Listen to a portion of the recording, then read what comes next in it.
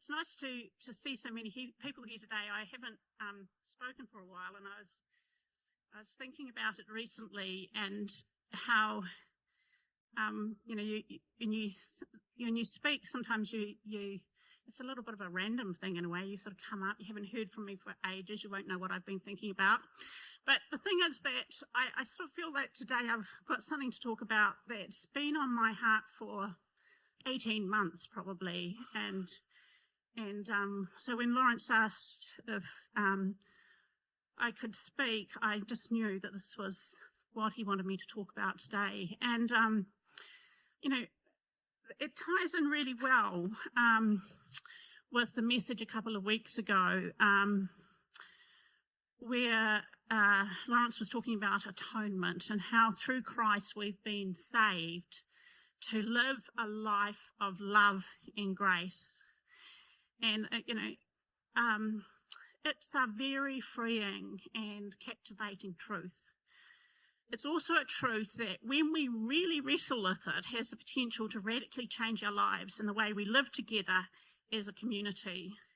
What does a life of love and grace look like, for us as a community of believers? And I just wanted to read, it's quite a long passage in John 13, 1 to 17.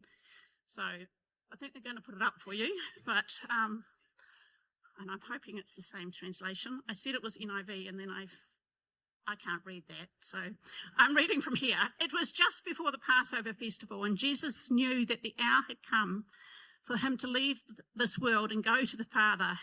Having loved his own who were in the world, he loved them to the end. The evening meal was in progress, and the devil had already prompted Judas, the son of Simon Iscariot, to betray Jesus. And Jesus knew that the Father had put all things under his power, and that he had come from God and was returning to God.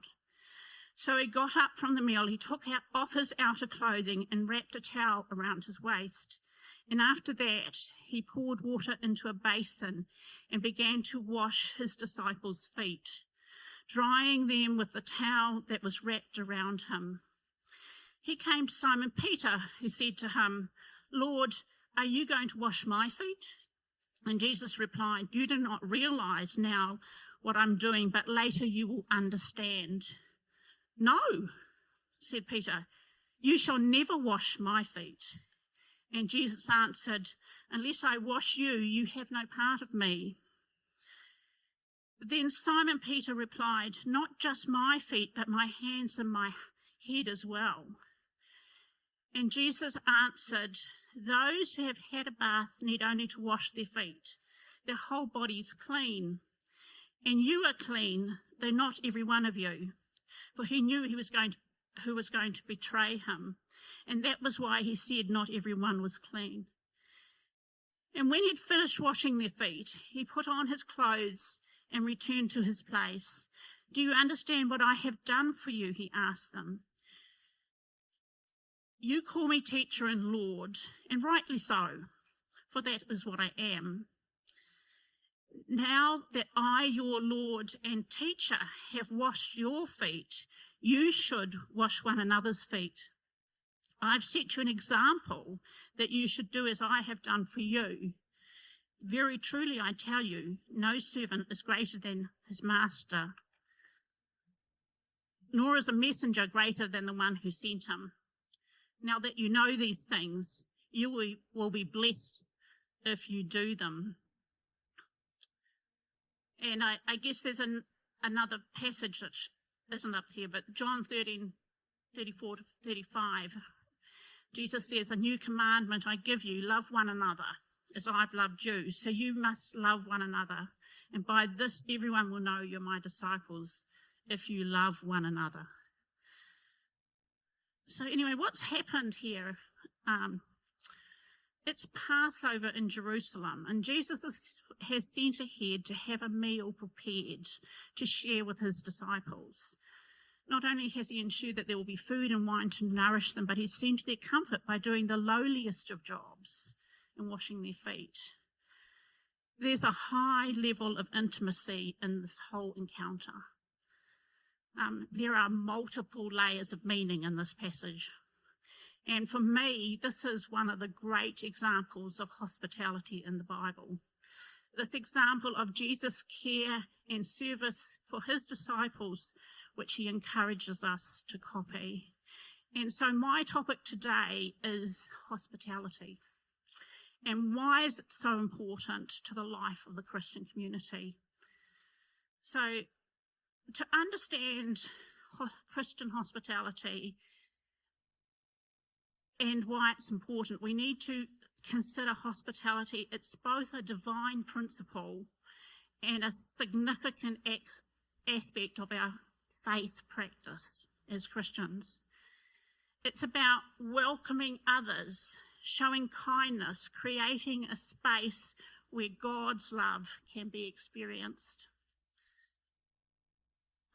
Throughout the Bible, the offering of and acceptance of hospitality is one of the key processes through which people are blessed and encounter the provision of God. There's endless examples. I was trying to pick a few, but anyway, in Genesis 18, Abraham welcomed 3 visitors who prophesied that Sarah would have a baby when they returned in a year's time. Those 3 visitors turned out to be angels. In Kings 17, 7-16, we read about the widow who made Elijah a meal with her last bread and oil, and he blessed her by not only reviving her son, but providing an unending refilling of her flour and oil pots during the drought. In the Gospels, we read about Jesus and his disciples sharing meals together and in the homes of their followers. Jesus made breakfast for his disciples who were out fishing on Lake Galilee. Offering and receiving hospitality are the context of so many stories in the Bible. Things happened in people's homes when they welcomed strangers and when they shared what they had. And we know the early church regularly met in others' homes. In Act 2, it says, and I think this is up on the screen, all the believers devoted themselves to the apostles' teaching and to fellowship and to sharing in meals, including the Lord's Supper and to prayer. A deep sense of awe came over all of them, and the apostles performed many miraculous signs and wonders, and all the believers met together in one place and shared everything they had. They sold their property and possessions and shared the money with those in need, and they worshipped together at the temple each day, met in homes for the Lord's Supper, and shared their meals with great joy and generosity. So many miracles, if you read the Bible, happened in someone's home. Okay, I think about the story in Mark 2 of the lame man who was lowered through the roof to be healed. You might be familiar with it. They couldn't get in the door, so they pulled the roof apart and lowered him down in front of Jesus because they didn't want to miss the blessing. But where were they? They were in a house where Jesus was staying. Someone was providing the space, the food, the welcome.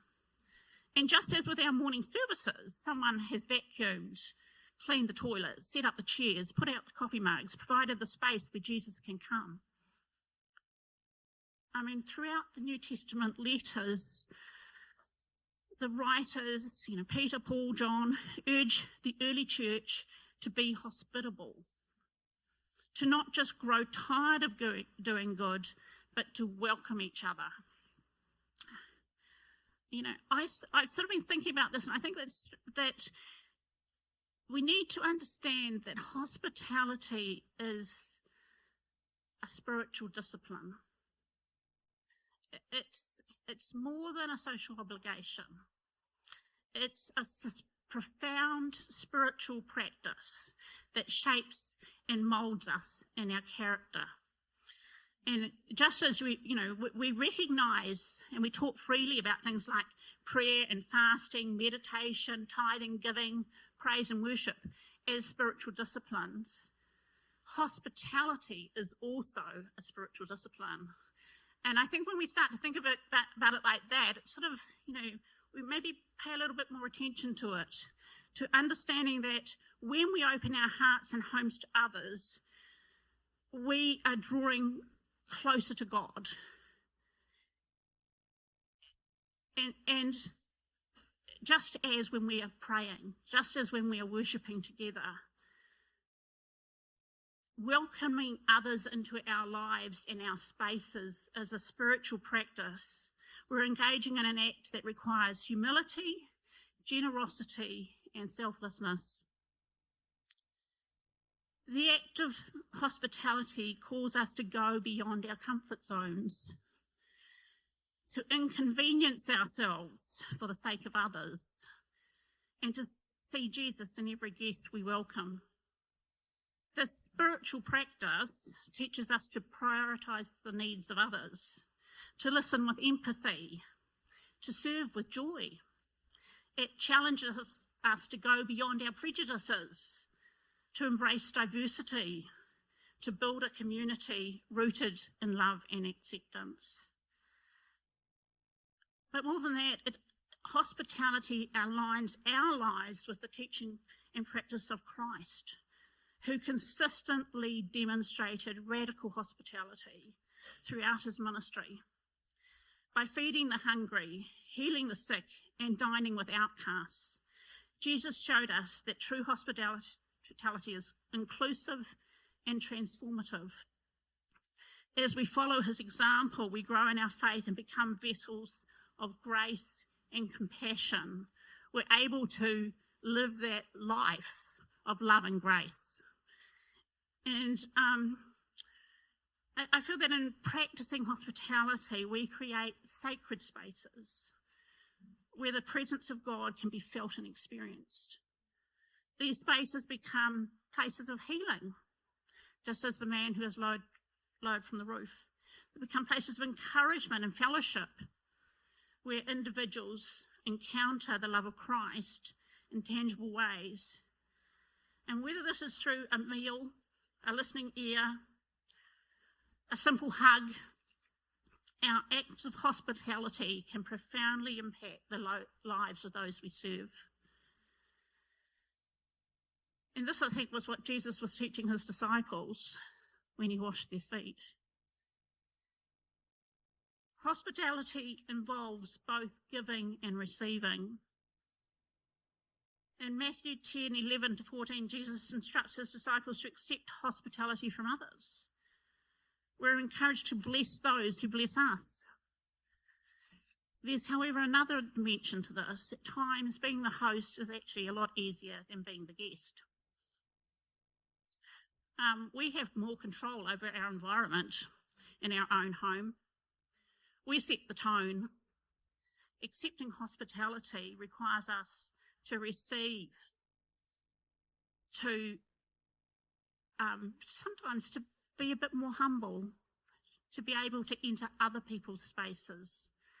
And I do believe that hospitality is very much something we're called to offer and to receive. And we can put ourselves in either camp and only do one, but that's actually not what the scriptural examples are about. Jesus gave and received hospitality. So true hospitality comes from the heart. 1 Peter 4:9 tells us to offer hospitality without grumbling. Our attitude matters. We should welcome others with genuine love and kindness. Anyone can do acts of hospitality, the outward dimension. But there is an inner dimension of hospitality that requires a change of heart. And one of the most powerful aspects of hospitality is welcoming strangers. In Matthew 25:35-40, Jesus teaches that when we welcome strangers, we are welcoming him. This reminds us that our hospitality reflects God's love to the world. The stranger can be anyone outside our immediate circle of family and friends. I sort of do think you can be hospitable to family and friends, but it's a bit like charity. Charity begins at home, but it cannot end there. Okay? But hospitality needs to reach beyond our comfort zone. It can be visiting someone visiting our church for the first time, a neighbour that we haven't yet met, or someone from a different culture or socioeconomic background. The stranger is anyone who needs our love, attention, and care. It's anyone that we have to reach out a little bit to and be a bit more open than those who you would just expect us to be open to.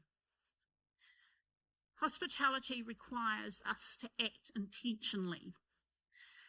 It's something that we're called to do. We're called to make room at our table for others. Moreover, hospitality is listed among the qualifications of church leadership. In Titus 1:8 it says, leaders in the church need to be hospitable, a lover of goods, self-controlled, upright, holy and disciplined. It's like this practical loving virtue. I love that it's this practical loving virtue. It sits right alongside all these morally upright ones. Okay? Something to think about. So I guess I'm making a call to action, really. Building a generous life will always propel us towards others. Both recipients and people who offer hospitality are changed by the practice of hospitality. Offering hospitality softens our hearts towards others. In Māori, we would call it manaakitanga, caring for others. It reminds me of Chris's parents actually in Dunedin. When we were young, their house was always open to us and our friends and lots of other people.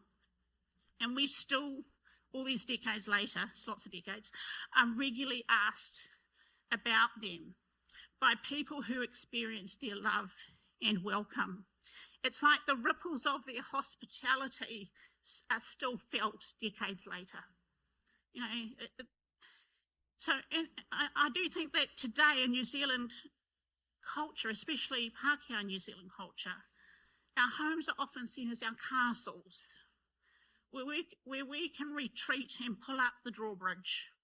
And sometimes I accept that that's what we need, but they're our places of safety and escape. But what would it look like if we were to reimagine our homes as outposts of love and welcome? How would it change the way we live? You know, so I just some final encouragement.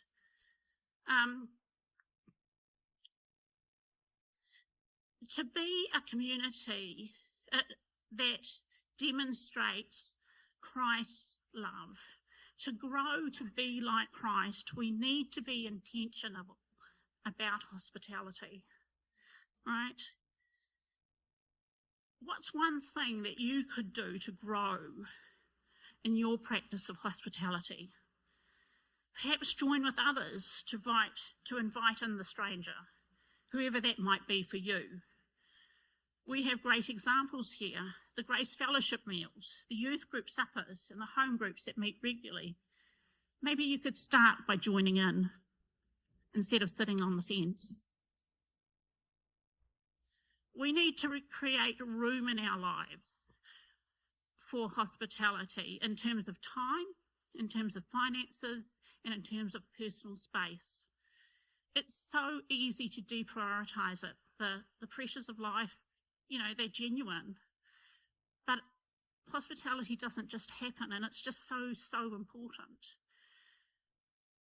Hospitality requires us to lower the drawbridge and consciously let others in, to be open to the unexpected opportunity. You never know, you might be inviting in angels to your table. And my other point is, you need to keep it simple. The potluck dinner used to be a great way to get together with friends. I still think it is, but it seems to have gone out of favour. We're so much more designer orientated around everything we do, including our time together.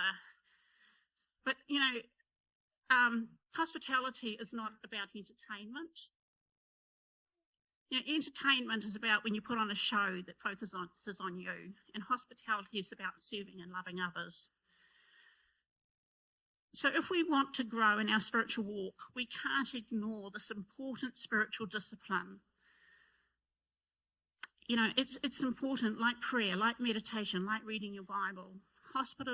Hospitality is not someone else's gift. It's all of our calling. So this morning, and Chris, who's away this week, texted me this prayer from today's Lectico reading, which I'd like to share as a closing and a blessing. Lord, thank you for leading me by quiet waters, for feeding me at your table, and for inviting me to dwell in your house forever. Would you please give me opportunities this week to show true hospitality to others, and to do it generously, joyfully, and without grumbling?